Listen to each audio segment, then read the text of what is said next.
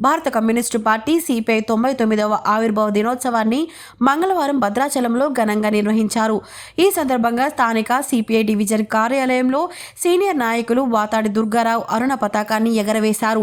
అనంతరం ఆయనతో పాటు సిపిఐ జిల్లా కార్యవర్గ సభ్యులు రావులపల్లి రవికుమార్ మాట్లాడుతూ ఈ పొద్దు ఉన్నంతకాలం ఎర్ర జెండా రెపరెపలు ఉంటాయని అన్నారు. కమ్యూనిస్టులకు పదవులు అధికారాలు ముఖ్యం కాదని పేదల పక్షాన పోరాడడమే తమ ఎజెండా అన్నారు. పేదల పక్షాన పోరాడేందుకు తుదిదాకా అలుపెరగని పోరాటాలు చేస్తామని చెప్పారు. ఎప్పటికీ ఎర్ర జెండాను క్రింద పడదని చెప్పారు. నాటి నుండి నేటి వరకు ఉద్యమాలతో ప్రజల్లో చైతన్యాన్ని రగిలిస్తూ పెత్తందారులు ప్రజా వ్యతిరేకులు నడ్డి విరుస్తూ అభాగ్యులకు అండగా నిలుస్తుందన్నారు. రాబోయే రోజుల్లో సైతం ఎంతటి అవరోధాలు అడ్డంకులు వచ్చినా ప్రజల పక్షాన పోరాటాలు చేస్తామని అన్నారు. ఈ కార్యక్రమంలో నాయకులు ఎస్ఎస్ నాయుడు, ఏపూర్ వెంకటేశ్వరరావు, శివాజీ, సాయిలి గంగాధర్, త్రిమూర్తులు, మహేష్, బాలరాజు, శోభన్, కళ్యాణ్, కుమారి, వెంకటమ్మ, వెంకట్, రాజు తదితరులు పాల్గొన్నారు.